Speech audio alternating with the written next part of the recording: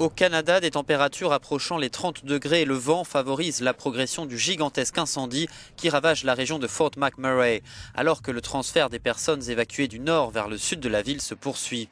Des quartiers à l'ouest et au sud-ouest de cette ville pétrolière sont entièrement dévastés. Les autorités estiment que sans précipitations conséquentes, l'incendie pourrait encore durer des mois. Nous nous attendons à ce que le feu s'étende encore vers le secteur nord-est et rejoigne cet autre foyer, explique ce porte-parole chargé de la prévention incendie.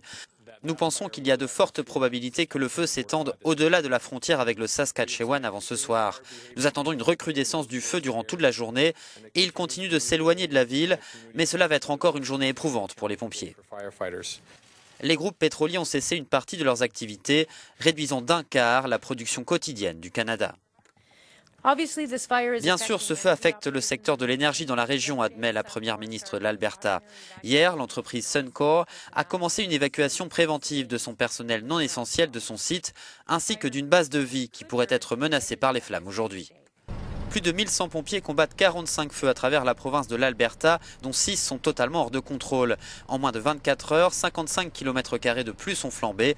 Au total, la surface incendiée équivaut à 15 fois la superficie de Paris.